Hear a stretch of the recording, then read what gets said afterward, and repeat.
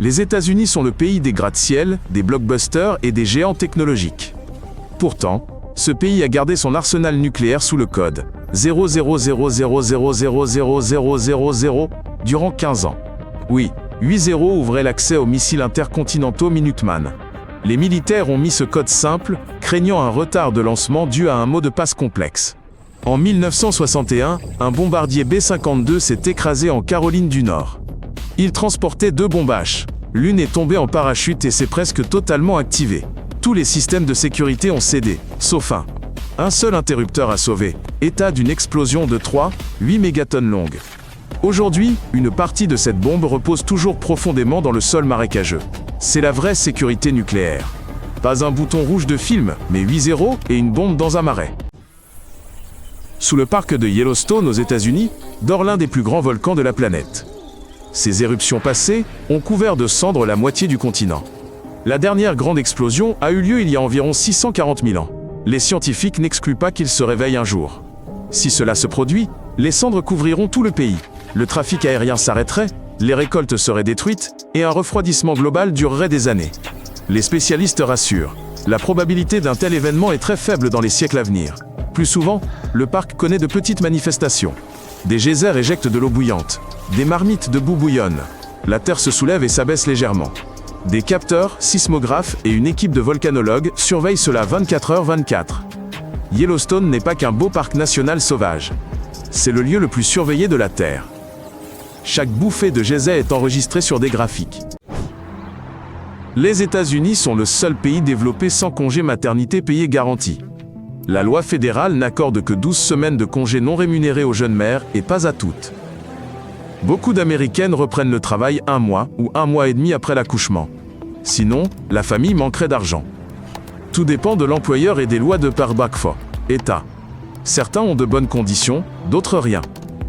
Les familles contractent des prêts pour les soins du bébé ou cherchent des petits boulots. Pour les Européens, c'est un choc. Un pays qui lance des fusées et développe l'ISA ne peut aider ses parents.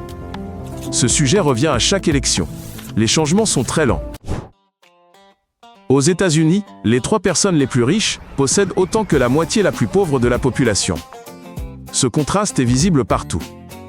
En haut, vols spatiaux privés, club de foot acheté, yacht géant.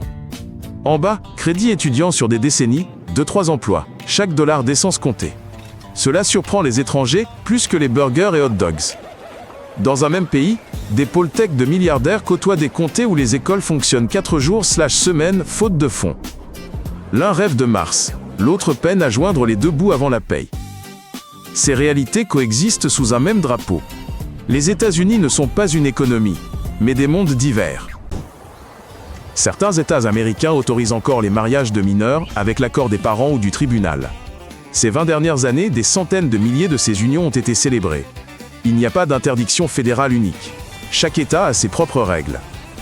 Âge minimum est parfois de 16 ans. Ailleurs, il n'y a presque pas de limite. Les lois ne changent qu'après des scandales médiatiques.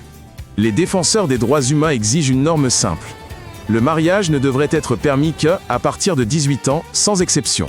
Pour beaucoup d'étrangers, cela semble dater de l'avant-dernier siècle. Mais dans le système américain, famille, tribunal et État peuvent décider autrement. C'est là le détail choquant. Un pays moderne d'un côté, des lois archaïques de l'autre. Dans Kekelal, État de New York, une petite cascade cache un feu réel derrière ses chutes. Ce n'est pas mystique. Du gaz naturel échappe de fissures rocheuses. Il brûle constamment sous les eaux. Le vent ou les éclaboussures éteignent parfois la flamme. Les touristes la rallument alors. Les scientifiques expliquent cela par la géologie. Le gaz sort d'anciens schistes. Sa température est basse. Mais il suffit à maintenir une flamme stable. Près de la cascade, l'eau gronde et tombe en rideau continu. Derrière, une petite flamme vivante palpite. Le cerveau refuse de comprendre. L'eau devrait éteindre le feu. Mais ici, c'est l'inverse. Cela ressemble à un tour de magie. Pourtant, c'est une rare combinaison de roches. C'est devenu une attraction locale. Les foires américaines sont célèbres pour leur culte des aliments frits. On y frit de la crème glacée, des barres chocolatées et même du beurre surbâtonné. On le trempe dans la pâte, le frit, puis le nappe généreusement de sirop. Une bouchée peut valoir la moitié de l'apport calorique journalier. Ce n'est pas un plat du quotidien, mais un show pour l'effet « waouh ».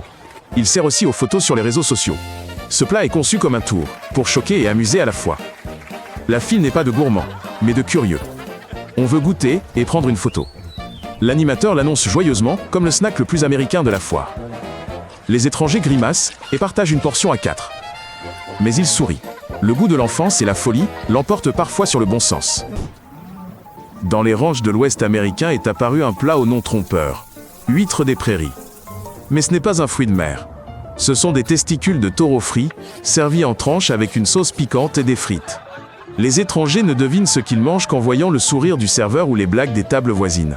Mais les locaux prennent ce plat au sérieux. Dans le Far West, chaque partie de l'animal était utilisée, sans gaspillage. Le goût se situe entre le poulet et le calamar. La texture est douce, et le choc initial s'estompe dès la deuxième bouchée. Ce n'est pas une blague de cow-boy, mais une vraie part de la culture des prairies, où rien n'était jeté et chaque partie de l'animal était respectée. Aux États-Unis, le pourboire n'est pas qu'une marque d'appréciation. C'est une part du salaire officiel. Les serveurs gagnent parfois seulement 2 ou 3 $ de l'heure. Sans bon pourboire, ils rentrent presque sans rien. D'où des serveurs courant après les touristes, des discussions tendues à la caisse. Les écrans affichent 15%, 18%, 20% et refuser semble impoli. Pourtant, le client a déjà payé son repas. Il ne se considère pas comme un employeur. Ce système est né de loi et est devenu une habitude. Les débats persistent, mais personne ne peut changer ce modèle. Le service repose sur des pourcentages volontaires de la note. Il est plus simple d'accepter ces règles du jeu. Les États-Unis et le Royaume-Uni ont failli entrer en guerre à cause d'un cochon. Sur des îles contestées entre les USA et le Canada, un fermier américain a abattu un porcelet britannique entré sur sa propriété. L'escalade débuta. Des navires de guerre approchèrent. Des soldats prirent position, prêts à tirer.